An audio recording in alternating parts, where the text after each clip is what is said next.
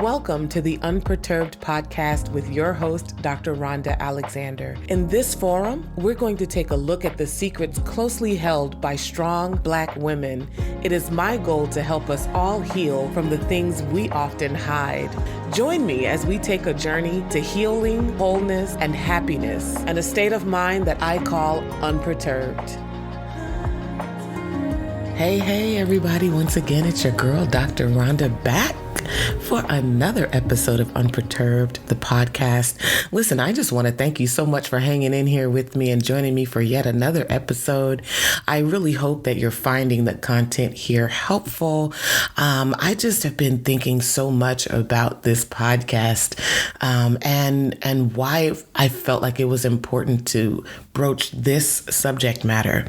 I've been thinking a lot about where this concept of being strong came from. What is this thing, called the strong Black woman? And why, even though it's a compliment from many people, and it is true. I mean, don't get me wrong. Seriously, it is a thing. You are strong. Let's not get it twisted. But where did the loaded part come from?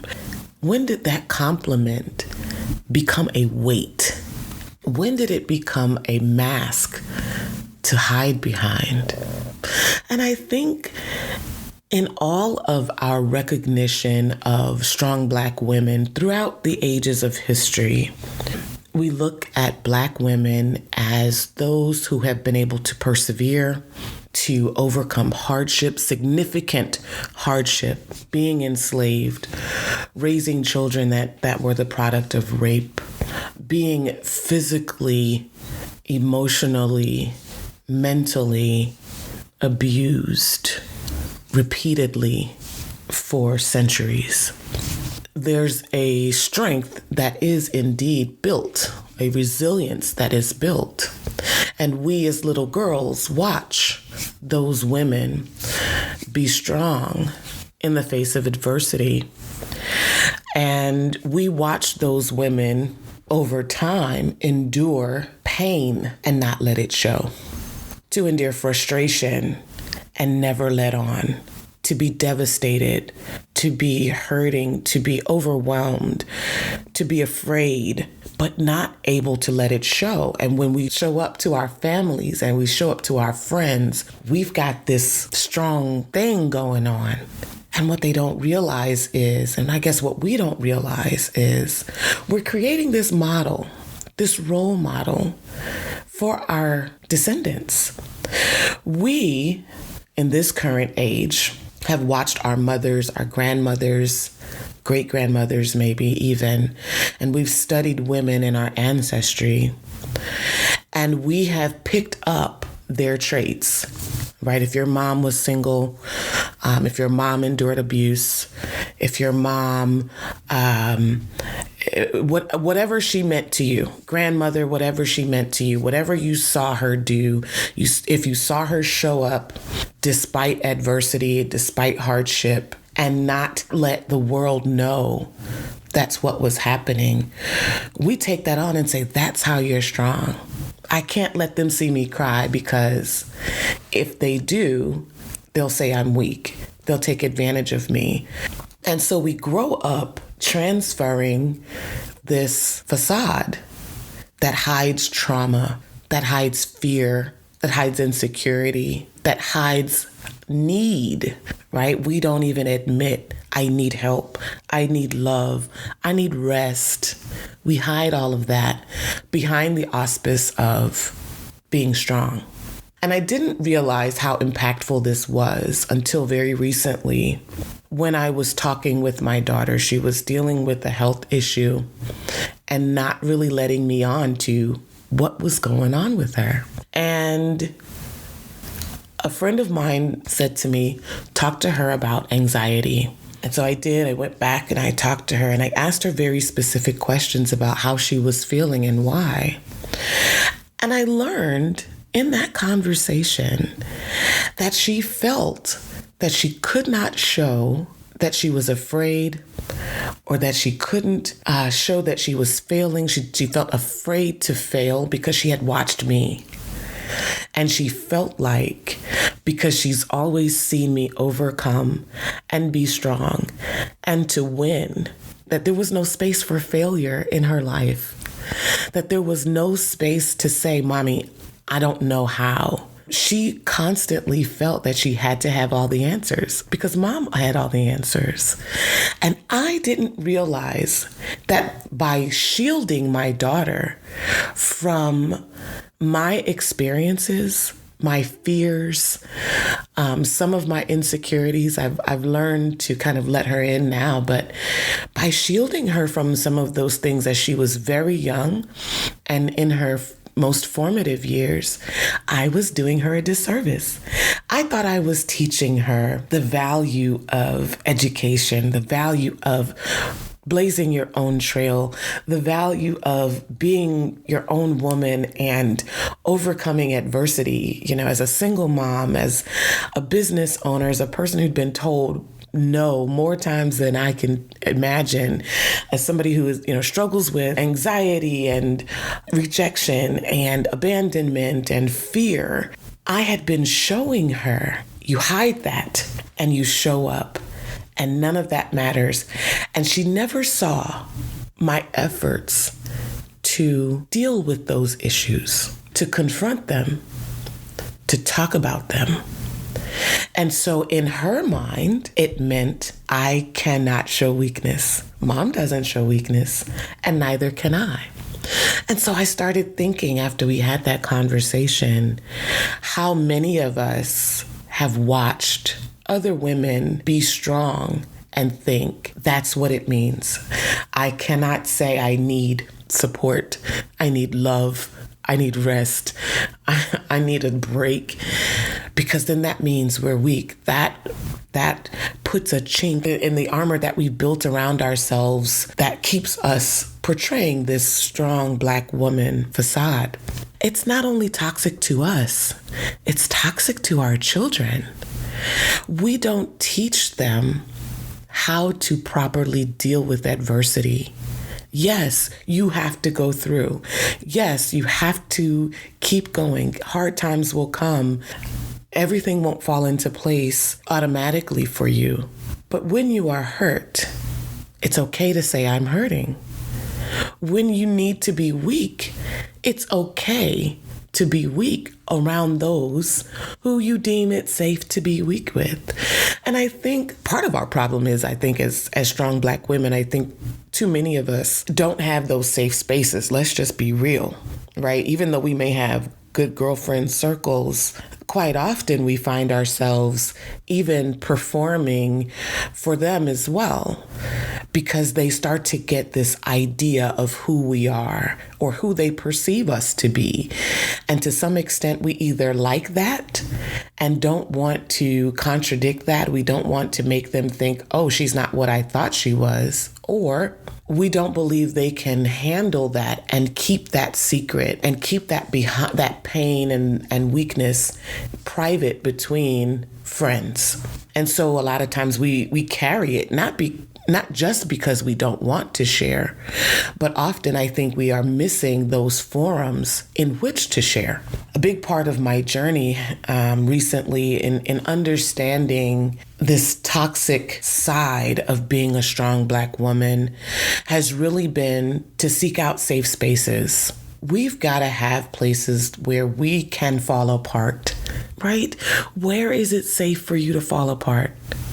If you can't do it in front of your spouse because they're going to throw it back at you later, or because you perceive they don't care, it's not a safe space, right? If you can't share it with your good girlfriend because she's going to gossip about you or subtweet you or talk about you on social media or abandon you, that's not a safe place. And if you don't have a close family circle where you can share how you're feeling without that making its way around the family circuit, it's not a safe space.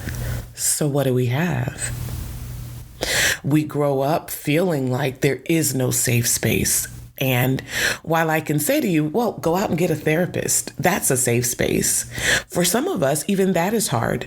When you grow up feeling like, or when you've lived your life feeling as though no one cares about your problems or your issues, that why should I have to pay someone to care or to listen to me? Why should I have to pay for this safe space when there are people around me that I've poured into, that I've supported, that I've been a friend to, who should just be able to be this safe space? And what comes along with that feeling? Resentment, anger, bitterness, that I am friendly to you, I am helpful and loving and supportive, and I would give you the world such as I have, but I can't come to you for the same thing. And I think really that we live with that kind of simmering. I think in a previous podcast, I mentioned kind of this underlying annoyance, this underlying feeling of maybe this underlying bitterness that, as my friend, so-called, right, you're very capable of receiving the best parts of me, accepting the best parts of me, using and benefiting from the best parts of me. But the parts that aren't so pretty, where I need your help and where I need your love and support, I can't come to you. And so what do? We have these little mental boxes and we put our trauma, our pains, our experiences in these little boxes and we file them away. And we pretend it's not hurting us. When in reality, it's killing us. Being this strong Black woman, after a while, is so weighty. It's so weighty. And you start to get to a point where you're like, please don't call me that. I don't want to be strong. I just want to be healthy. I just want to be acknowledged for my strengths. And I want to be supported in the areas where I need development and where I need strength. I think that far too many of us, we ascribe to the strong Black woman moniker. We are really good at putting out that depiction. But I don't think we really stop to think about the ramifications. I don't think we really consider what hiding the things that we should be healing are actually doing to our psyche and what it's actually doing to the future generations of Black women. So I want to suggest that continue being a strong Black woman. Let me just say that you are dope. I try to say that in every episode, that you really are dope. You really are worthy. But it's time for us to start looking behind that mask and saying, what am I hiding and why? Am I feeling insecure about the connections that I've made? Are there no people to whom I can go to be the real me? Where are my safe spaces? If you don't have a safe space, I want you to start seeking one out, even if that means therapy. And let me just be clear about this. Seeking therapy in itself is not necessarily easy. For many of us, it means finding a stranger we can trust well enough to share our innermost secrets. That's like finding a new best friend. Not every therapist is for you. Not every therapist knows how to handle what you need to share. And so sometimes you do go through searching for a therapist. You may work with one for 90 days and determine we're just not a good fit. You don't get me. That's okay. The search must continue for your safe space. Creating safe spaces to be the real you and to start being authentic with yourself first. It begins with the realization that you need healing and that you've been hiding things that you really need healing from. I've said it before, I'll say it again. Your strength does not lie in your ability to hide the areas where you struggle, to hide your weaknesses, and to perform despite your pain and your trauma. That's not really where your strength comes from. Your strength actually comes from your ability to take on challenges, traumas, hurts, pain, heal from them, and come back stronger, come back better, come back whole and more effective. That's the strength. And I think we have misinterpreted hiding as healing. As long as I can hide it well, nobody knows I need healing from it, or I can pretend I don't need healing from it. And I want to tell you, you do. There are issues, there are things that we have experienced in our lives that we think we're hiding, but they're really haunting us because we won't heal from them. And I'm going to talk about some of those in future episodes. And y'all, listen, if you pray for your girl, because I want us to talk about those things that have happened to us that we've boxed up and hidden and we're pretending are gone, and they're not.